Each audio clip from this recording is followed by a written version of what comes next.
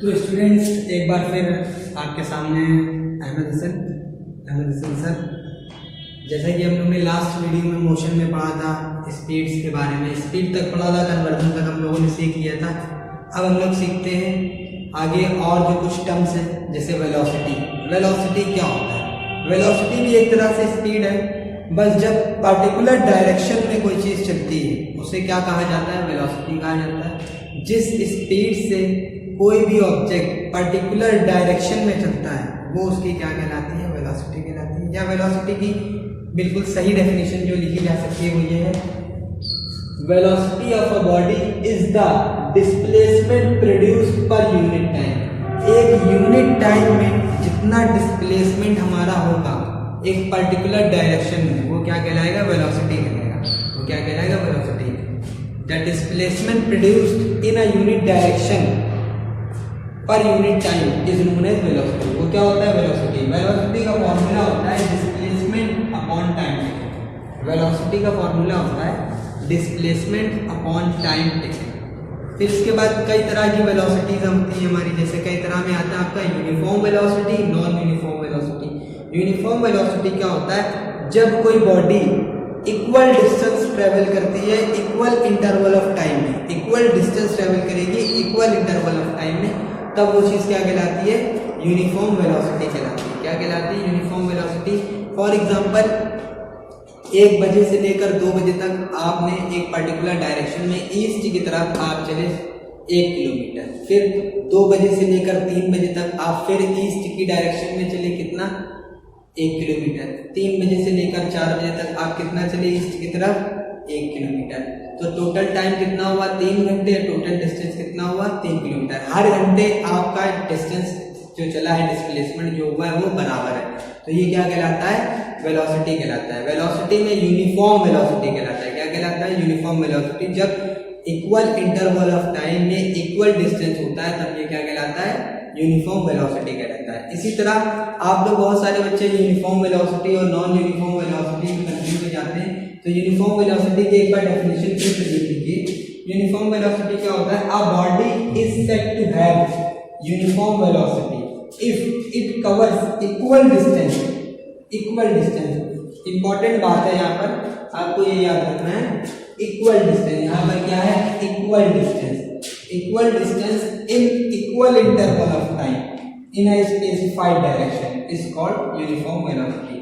जब एक किसी पर्टिकुलर डायरेक्शन में इक्वल डिस्टेंस चलेगा इक्वल इंटरवल ऑफ टाइम में, तब वो क्या कहलाएगा? Uniform velocity. अब बात करते हैं नॉन यूनिफॉर्म वेलोसिटी की। नॉन यूनिफॉर्म वेलोसिटी का मतलब ये हो जाता है जब हम अनइक्वल डिस्टेंस चलते हैं अनइक्वल इंटरवल ऑफ टाइम में, तब वो क्या कहलाता है? Non uniform velocity. कुछ बुक्स बस डेफिनेशन में क्या होता है जरा सा चेंज होता है, बिल्कुल एक छोटा सा। इक्वल की जगह पर आपको क्या लिखना होता है? अनइक्वल लिखना होता है। इक्वल की जगह पर आपको क्या लिखना होता है? अनइक्वल। और इक्वल इंटरवल की जगह पर क्या लिखना होता है? अनइक्वल। देखिए अलग अलग बुक्स में अलग अलग डेफिनेशन है। अलग अलग बुक्स में अलग अलग डेफिनेशन है। कुछ books unequal interval of time लिखती हैं या कुछ बुक्स अनइक्वल डिस्टेंस लिखती हैं इक्वल इंटरवल ऑफ टाइम में। उसमें कोई इशू नहीं है, आपके पास जो बुक हो उसमें जो डेफिनेशन हो वो लिखिए, लेकिन डेफिनेशन का मतलब नहीं बदलता है। डेफिनेशन ये कह रही है अलग डिस्टेंस अलग डिस्प्लेसमेंट होता है अलग अलग इंटरवल ऑफ टाइम में, या एक सेम इंटरवल ऑफ टाइम में डिस्टेंस क्या होगा? अलग अलग। फॉर एग्जांपल 1 बजे से लेकर 2 बजे तक आप चले 10 किलोमीटर, फिर 2 से 3 चले आप 15 किलोमीटर, 3 से 4 चले आप 25 किलोमीटर। तो टाइम देखिए, अगर आप 1-1 घंटे की लैब बनाएं तो एक में आप 10 किलोमीटर चले, एक में आप 15, एक में 20 किलोमीटर। तो यहाँ पर हर एक घंटे का अलग अलग डिस्टेंस है, और जब हर एक इक्वल इंटरवल ऑफ टाइम का अनइक्वल डिस्टेंस होता है तो वो वेलोसिटी क्या कहलाती है? नॉन यूनिफॉर्म वेलोसिटी कहलाती है। नॉन यूनिफॉर्म वेलोसिटी कहलाती है। पहले आप इसको नोट कर लीजिएगा। पहले आप इसको नोट करेंगे। जब आप सीखेंगे यूनिफॉर्म वेलोसिटी की डेफिनेशन तो यहाँ पर इक्वल, यहाँ पर इक्वल। सिंपल सी आपको एक चीज बता दे रहे हैं, जब आप नॉन यूनिफॉर्म वेलोसिटी की करेंगे तो यहाँ पर अनइक्वल, बाकी पूरी डेफिनेशन आप सेम रख के रहने देंगे। बस यहाँ पर क्या कर देंगे, अनइक्वल कर देंगे। क्या कर देंगे, अनइक्वल।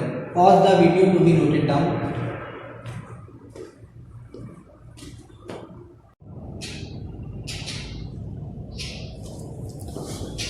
तो बच्चों अब पढ़ते हैं एक्सेलरेशन के बारे में। वर्ड आपने बहुत सुना होगा एक्सेलरेशन। अब एक्सेलरेशन के बारे में पूछते हैं, एक्सेलरेशन क्या होता है?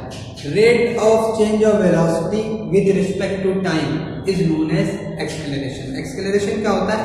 जब टाइम की रिस्पेक्ट में वेलोसिटी चेंज होती है, जब टाइम की रिस्पेक्ट में वेलोसिटी चेंज होती है तो वो क्या कहलाता है, एक्सेलरेशन कहलाता है। सिंपल भाषा में बताएं तो एक्सेलरेशन क्या होता है? जब आप अपनी स्कूटी या बाइक स्टार्ट करते हैं तब आप धीरे धीरे अपना जो है एक्सेलरेटर लेते हैं, उसको क्या कहते हैं, एक्सेलरेटर। जो क्या करता है, आपकी वेलोसिटी को और स्पीड को क्या करता है, चेंज करता है। या तो तेज करता है या तो धीरे करता है। जब आप उसको छोड़ देते हैं तो वेलोसिटी आपकी धीरे हो जाती है।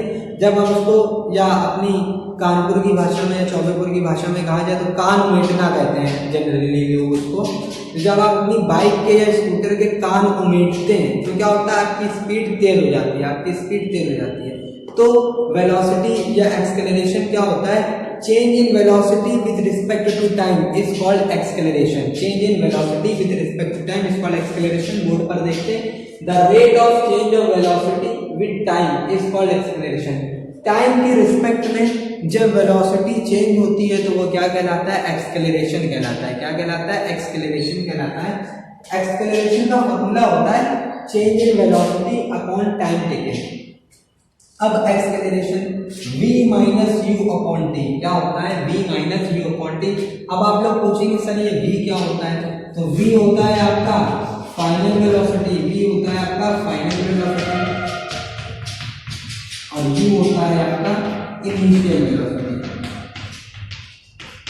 अब आप पूछेंगे फाइनल वेलोसिटी और इनिशियल वेलोसिटी क्या होता है सर? पिछली वीडियो में तो ये नहीं बताया था।